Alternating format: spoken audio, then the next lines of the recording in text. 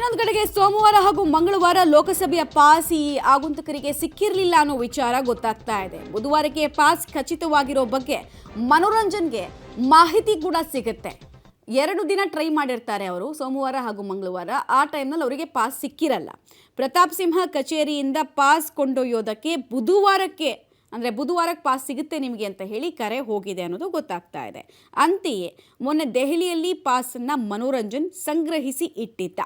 ನಿನ್ನೆ ಲೋಕಸಭೆಯಲ್ಲಿ ಪ್ಲಾನನ್ನು ಕಾರ್ಯರೂಪಕ್ಕೆ ತರೋದಕ್ಕೆ ಯೋಚಿಸಿ ಎಕ್ಸಿಕ್ಯೂಟ್ ಕೂಡ ಮಾಡಲಾಯಿತು.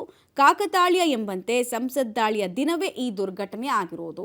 ಈ ದಿನಾನೇ ಮಾಡಬೇಕು ಅಂತ ಹೇಳಿ ಕೂಡ ಇವರ ಪ್ಲಾನ್ನ ಭಾಗ ಆಗಿದ್ದಿರಬಹುದು. ಅದನ್ನು ಕೂಡ ನಾವು ಈಗಲೇ ಅಲ್ಲಗಳೆಯುವಂತಿಲ್ಲ. ಪೊಲೀಸರು ಈ ಆಯಾಮದಲ್ಲಿ ಕೂಡ ತನಿಖೆಯನ್ನು ನಡೆಸ್ತಾ ಇದ್ದಾರೆ. ಬಿಕಾಸ್ ಅನೇಕರು ಸಂಸತ್ ದಾಳಿಯ ಕರಾಳ ದಿನದಂದೇ ನಾವು ದೊಡ್ಡ ಅನಾಹುತವನ್ನು ಮಾಡ್ತೀವಿ ಅಂತ ಗುರುಪತ್ವಂತ್ ಪನ್ನ ಸೇರಿದಂತೆ ಅನೇಕರು ಬೆದರಿಕೆಯನ್ನು ಹಾಕಿದ್ರು. ಆ ಬೆದರಿಕೆಯ ಭಾಗನ ಈ ತಂತ್ರಗಾರಿಕೆ ಅನ್ನೋದು ಕೂಡ ಪ್ರಶ್ನೆ ಆಗ್ತಾ ಇದೆ.